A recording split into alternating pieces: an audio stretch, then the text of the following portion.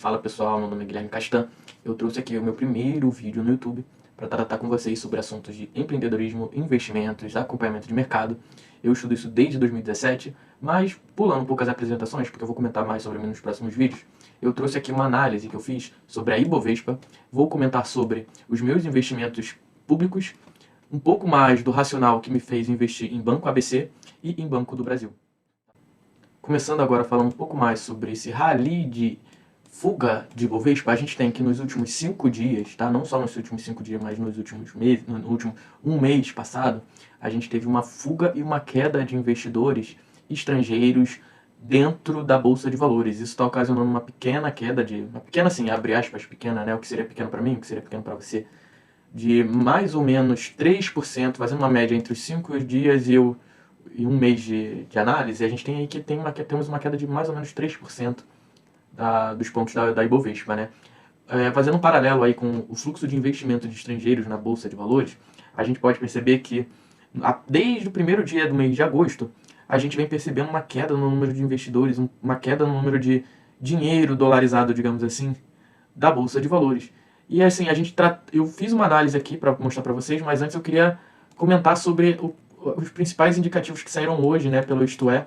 Algumas análises, alguns investidores estão falando que o seguinte, a contrapartida entre a taxa de juros estar elevando lá nos Estados Unidos está fazendo com que grande parte dos investidores estão buscando uma segurança maior nos ativos americanos, devido que a rentabilidade de um ativo em renda fixa, por exemplo, lá fora, está ficando mais atrativo, em função do risco que um país emergente traz, né? Porque se a gente for para pensar, a taxa de juros, a renda fixa no Brasil sempre trouxe muita atratividade para os investidores internacionais.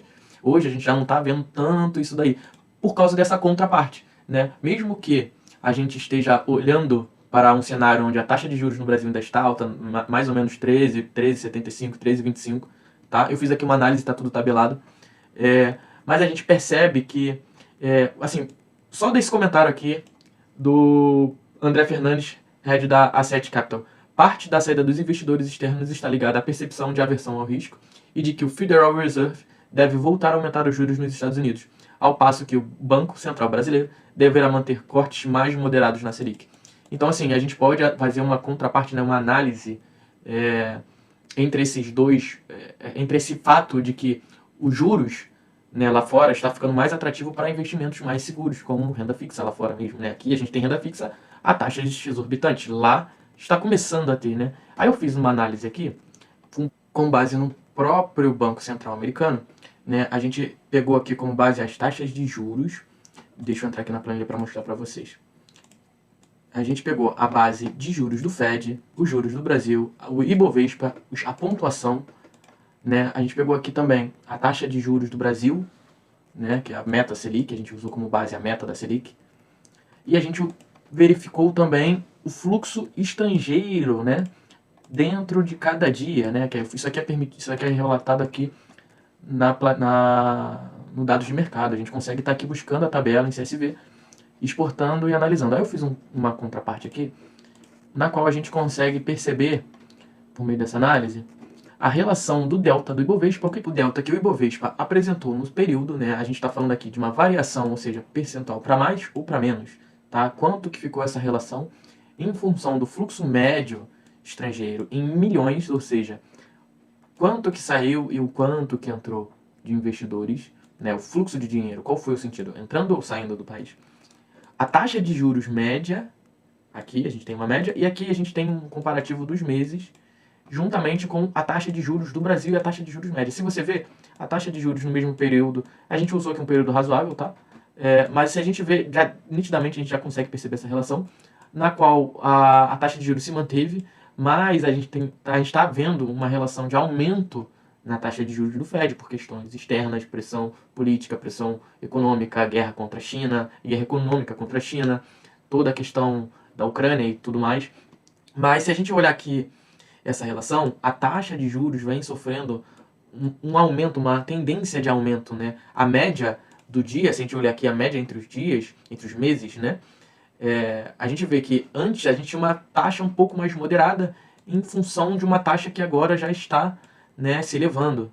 A gente já tem indícios aqui pelos próprios dados da Bolsa, né, das taxas dos Estados Unidos, a gente já vem vendo a tendência a aumentar, inclusive a próxima reunião, que se não me engano vai acontecer em agosto, ou em setembro, no final de agosto, início de setembro, já está tratando um possível aumento da taxa de juros, tá? Tanto é que eu já até considerei aqui, para 5,50 a taxa de juros no Fed, ela tem uma variante, né? Ela não é igual aqui no Brasil que fica uma taxa fixa. Essa variante fica entre 5,25 atualmente, né? No dia 4/5, e atualmente a gente tem aí uma projeção de 5,50 a 5,25. Essa projeção está fazendo com que o capital estrangeiro, né, se evada do país. E isso, consequentemente, atinge muito a nossa bolsa, que é emergente, né? A gente pode ver aqui pelos números. O fluxo médio estrangeiro, antes desse aumento da taxa, era um fluxo de 42 mil, digamos assim, né, sendo bem geral nos números, tá? Mas a gente já consegue ver uma relação direta. Olha aqui, o fluxo médio de capital, enquanto que nos últimos meses a gente tem um fluxo médio, né, nesse ano de 2023, a gente tem um fluxo médio de um saldo final de capital estrangeiro muito baixo em milhões, entendeu? Muito baixo mesmo, 2 milhões, entendeu? A média investida. Então, assim, essa relação a gente pode ver aqui, ó, em comparação com o delta da bolsa, né, que a gente está tratando, a gente teve 0,50, enquanto que nos últimos meses de 2023 a gente teve uma relação de 0,1%, ou seja, isso mexe com a bolsa, tá nítido, entendeu? Então, a relação que a bolsa tem hoje, ela está muito relacionada ao fluxo de capital externo que está saindo da bolsa, infelizmente, né? A gente está vendo aí uma fuga desse Brasil de meu Deus. Só para retificar, a gente tem aqui a data, né? A data correta, que vai ser a próxima reunião do Federal Reserve, que é o Banco Central Americano. A gente tem no dia 20/9, ou seja, no próximo mês, início/meio do próximo mês, e a gente já tem um chute de projeção, né? Um ideal de projeção para a próxima taxa de juros. Né? No site investing.com vocês podem estar analisando essa parte esse racional por trás. A gente tem os próximos meses, eles botam aqui umas projeções futuras também, até 2024 temos projeções, e vamos ver que a projeção ainda continua em 5,50.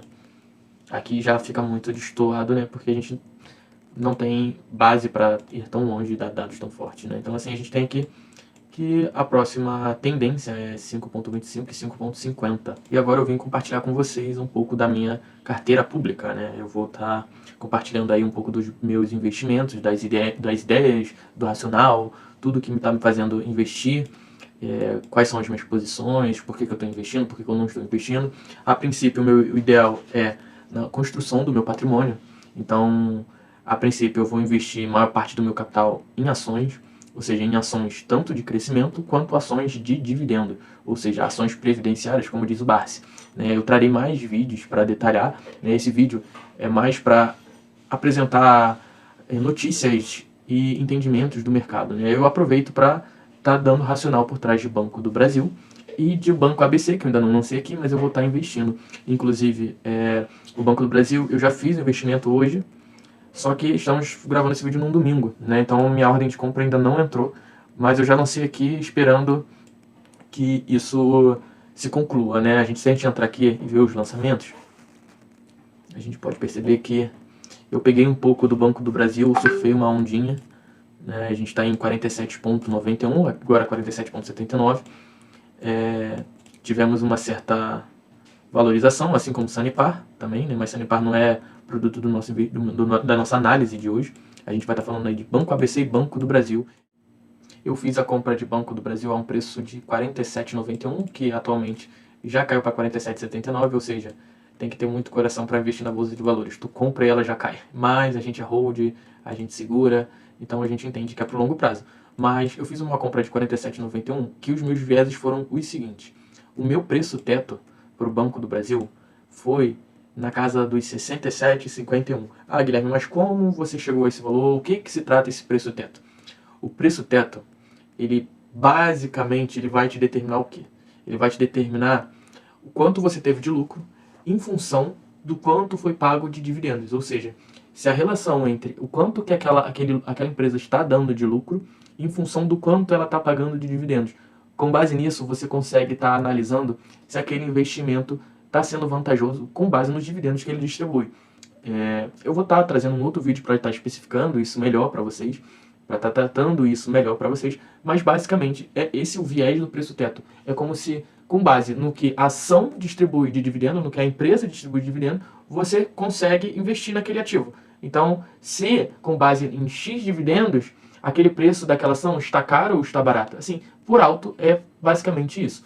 Mas, calculando o preço teto de Banco do Brasil, eu calculei 3 tipos de preço teto, que é o preço máximo que eu posso investir, o preço teto médio, com base no lucro da empresa dos 3 últimos anos. Eu não peguei 2020, porque teve o viés da pandemia muito mais forte do que em comparação a 2021 e 2022. 2019 ainda não tinha pandemia do Covid. E também peguei o payout, que é o quanto que aquela empresa pagou de dividendos em função do seu lucro líquido. Ou seja, se 34% foi pago para o acionista em função do lucro líquido da empresa, 76% não foi pago ali em investimento, mas por hora é isso, tá? Eu calculei a média do lucro líquido da empresa nesses 3 anos, né? Porque eu não peguei 2020, eu poderia ter pego 2018, 2017, mas eu só preferi ficar com esses 3 indicadores, porque eu acho que são indicadores mais reais com base na economia, né? Eu acho que teve um salto entre o que aconteceu pós-pandemia e o que aconteceu pré-pandemia, né? Questão de home office, questão de se adequar ao trabalho, novas políticas, teve uma reanálise social muito grande e eu por isso preferi olhar só para esses valores, tá? Então aqui a gente está falando de um payout médio de 37%, que é a média desses anos que eu peguei. A gente pegou a média do lucro líquido e fez e pegou também a quantidade de ações que são negociadas na bolsa. Por quê?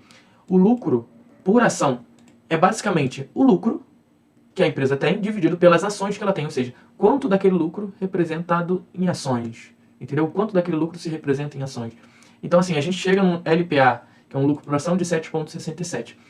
E um dividendo por ação médio, que nada mais é do que você pegar o lucro por ação e ver quanto que aquilo foi pago de dividendos, ou seja, daquele lucro por ação que você teve, quanto daquilo foi representado por pagamentos de dividendos, ou seja, o pagamento de 34% de R$ 7,00. Ou seja, a gente vai estar tratando aqui de uma parte desse lucro foi reverberado, ou seja, ele foi transformado em dividendo para o acionista, entendeu? Ou seja, daquele lucro que a empresa teve, 37% foi dividendos. Então, a gente tem aqui um DPA médio de 2,90. Com base nisso, a gente calcula, tá, o preço teto a partir da divisão entre o DPA médio, que é o dividendo por ação, por 0,06. Esse 0,06, ele é uma coisa empírica, tá? Ele é uma coisa que é determinada pelo mercado, digamos assim. Eles acreditam que isso é uma taxa que represente muito bem ações boas pagadoras de dividendo, ou seja, um dividend yield muito bom, digamos assim. Ou seja, tanto é que para esse cálculo de preço teto, tá? Você tem que achar empresas que paguem bons dividendos, ou que estejam com, pelo menos, distribuindo 6% de dividendo, né? Dividendo, o mesmo raciocínio você segue para o DPA médio, ou seja, quanto que foi pago de dividendos.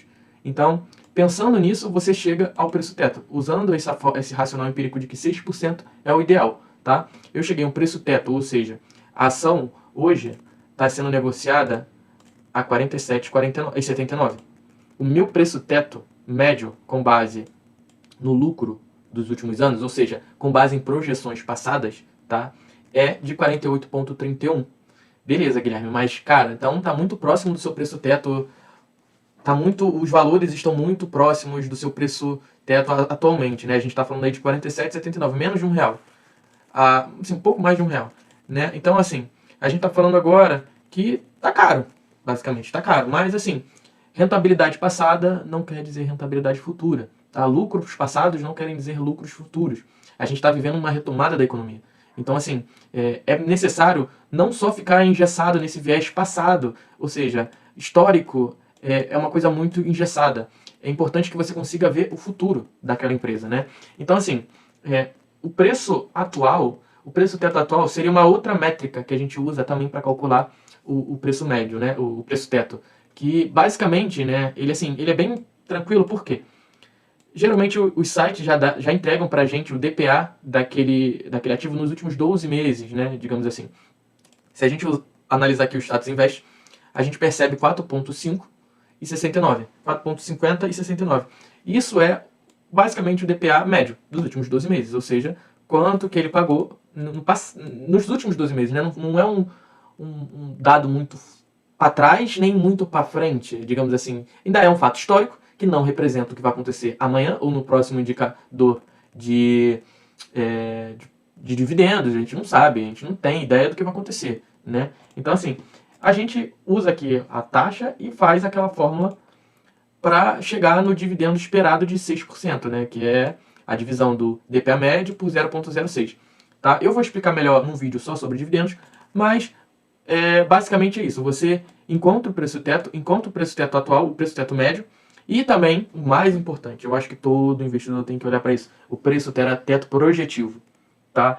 Porque olhar para trás e olhar para frente te dá muito embasamento, te dá mais dados, te dá mais valores. E o que eu gosto muito de fazer é jogar os três na mesma balança e calcular uma média. Aí eu chamo de preço teto estipulado, que é botar o preço teto projetivo, ou seja, o preço teto com valores futuros. Como assim? Né? Eu vou entrar mais no assunto, mas basicamente é sobre as projeções que aquela empresa tem para entregar aquele ativo. Então, algumas você já vê isso no RI, né, no Relação com Investidores, de maneira tranquila, mas outras não. Vocês vão ver que em Banco ABC eu tive que fazer um cálculo, porque não estava 100% aparente esse cálculo de projeção de lucro, né? O guidance, né? O que significa guidance? O guidance é a projeção daquela empresa naquele ativo, sobre aquele certo ativo. Então, assim, a gente falando sobre teto projetivo, a gente sempre tem que estar pensando em projeção para frente, né? Então, eu cheguei no preço teto projetivo, eu já vou mostrar como eu cheguei nesse preço teto. O preço teto atual, o preço teto médio e o preço teto estipulado, basicamente, é a média entre os três valores, né? Aí a gente chega no preço teto de 67,51. Então, assim, agora, pensando aqui nesse preço teto projetivo, a gente pode levar em consideração o quê? O lucro projetivo do banco, tá, para 2023, e o payout projetivo. O payout, pay é pagamento. Pensem sempre nisso. Payout, ou seja, o pagamento externo. Basicamente é pay, pagamento, out, externo. Só que para quem ele vai pagar isso daí? Esse payout é um termo financeiro do mercado de investimentos. Então a gente sempre está falando aí dos pagamentos aos investidores, tá? Quando a gente usa esse termo. Então, pensando nisso e no lucro projetivo, mas Guilherme, da onde você tirou esse lucro projetivo?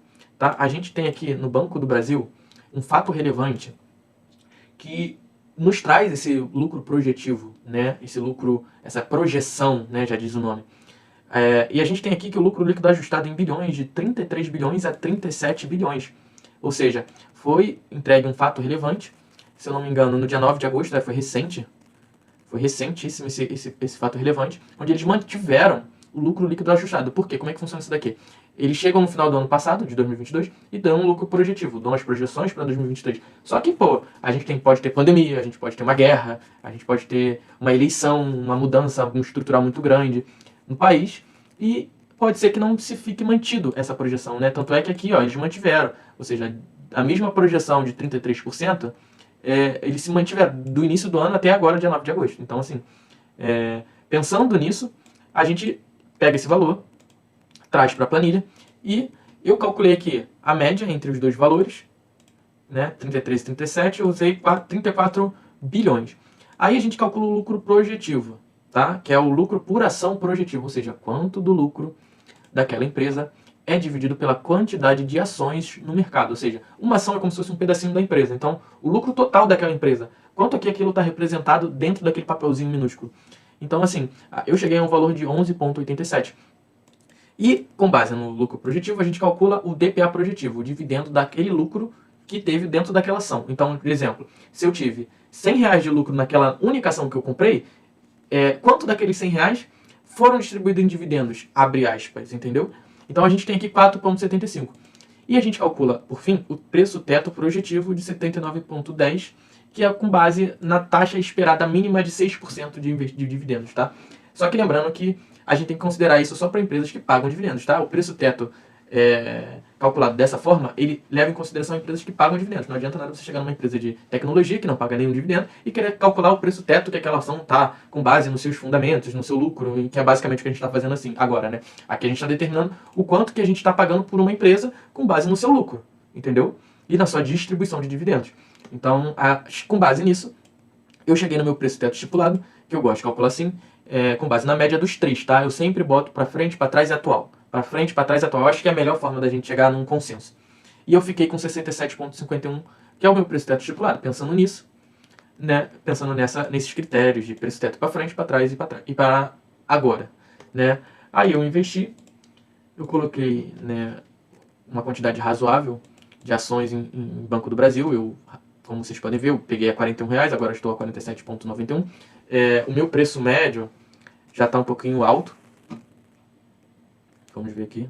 Já está um pouquinho alto, mesmo com os aportes. Então, assim, eu vou continuar investindo porque eu acho que, pelo menos, tá aqui, o preço teto a R$50, eu acho que tá bom ainda. Entendeu? Por mais que o preço teto aqui seja 67, eu acho que é 52. Entendeu? Se a ação tiver uma variação muito grande e seus indicadores não mudarem muito, né, o seu guidance não mudar muito, essas projeções não mudarem muito, não acontecerem conforme a banda vai tocando, eu acho que até R$52 é um bom preço, tá? Depois disso eu acho que fica um pouco caro. Mas aí, pensando nisso, eu fui e fiz o aporte em Banco do Brasil. Pensando agora em Banco ABC, eu segui o mesmo ideal de preço teto médio, preço teto atual e preço teto projetivo, tá? O preço teto médio eu fiz da mesma forma que eu fiz com o Banco do Brasil. Eu cheguei a um preço teto médio de 18,76 com base nas projeções não, no lucro passado, né, do banco. No preço atual, com base no DPA atual dos últimos 12 meses, né, a gente chegou aí a um preço teto atual de 28,83.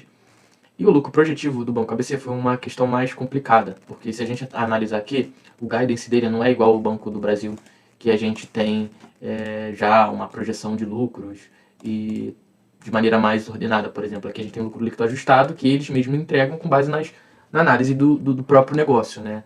O Banco ABC, ele faz um guidance com base em proporções, ele não dá um lucro por ação, um lucro líquido por ação já certinho, né? Ele não fala nem um lucro líquido projetado. Se alguém souber, por favor, pode deixar aí no comentário que eu vou estar pegando essa dica, tá bom?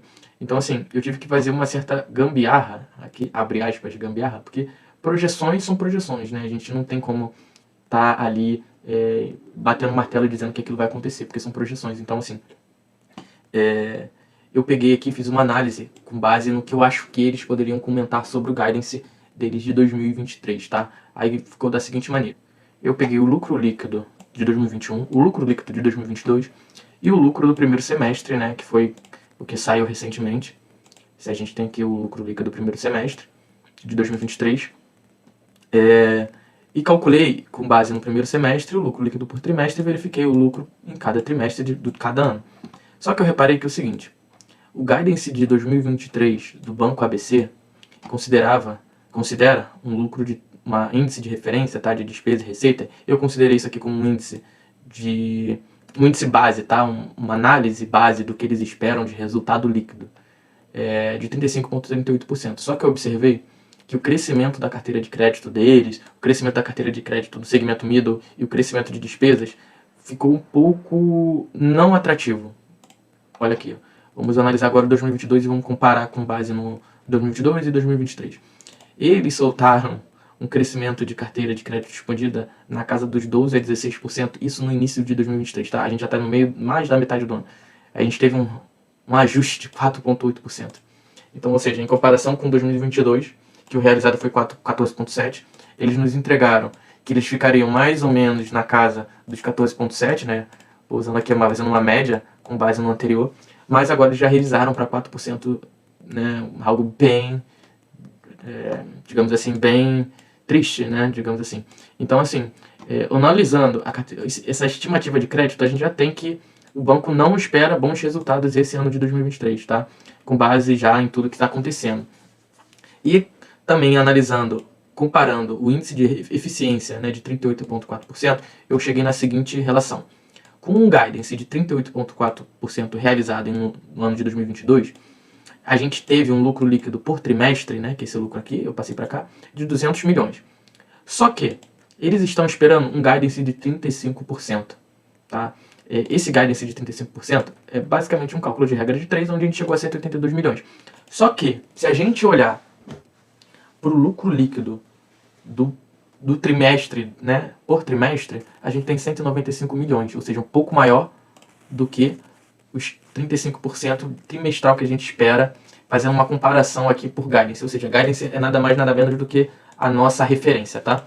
Então, assim, analisando o lucro líquido real e o lucro líquido com base no estipulado, a gente tem uma divergência de valores.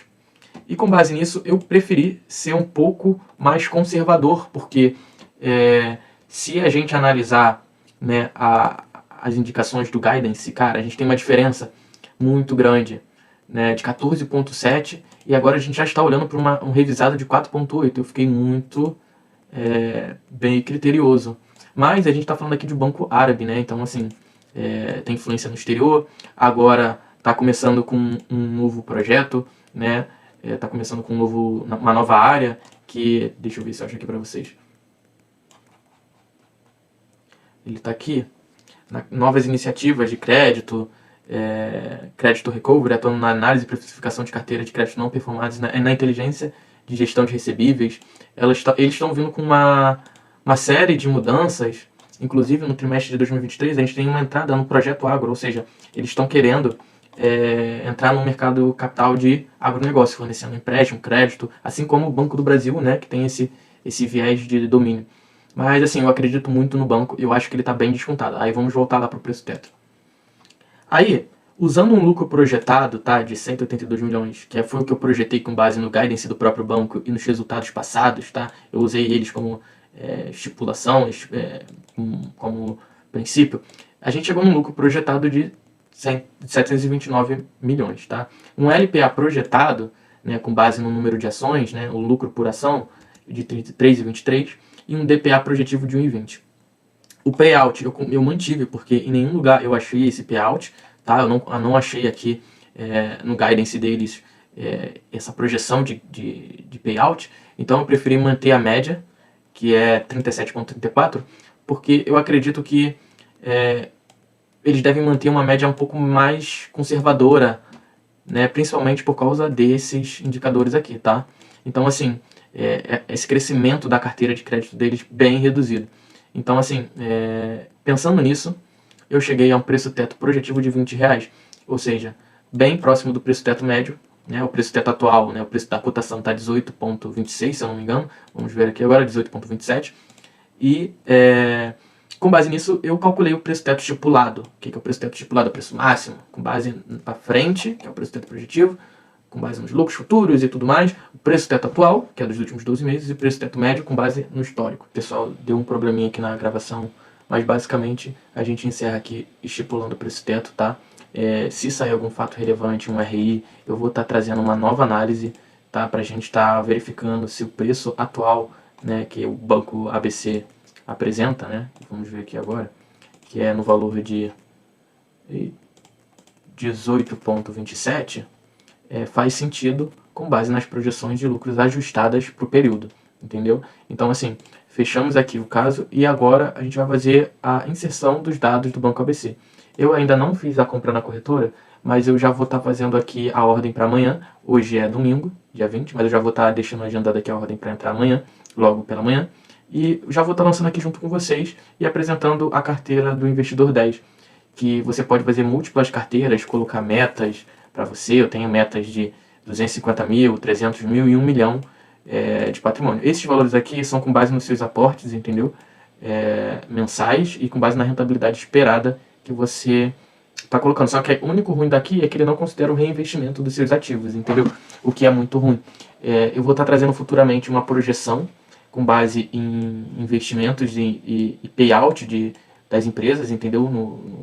No projeção de entrega de resultados das empresas que a gente está colocando aqui na nossa carteira dentro do Investidor 10. Mas, em suma, é isso. Aqui você consegue estar criando novas carteiras, a minha carteira pessoal, que vai se tornar pública, a carteira da minha amiga Tainá, que eu vou estar colocando aqui para para me acompanhar, né, os investimentos dela. Futuramente eu quero me tornar um assessor de investimentos. E basicamente é isso. Então vamos dar entrada aqui na compra do Banco ABC. É uma ação ABC4. Eu quero comprar 27 ativos no valor de 493. E vou fechar aqui essa compra. Fechada com sucesso. Ela vai aparecer pra gente logo daqui a pouco. Deixa eu só atualizar. Tá vendo? E aqui você consegue estipular o ideal que você quer de cada ação.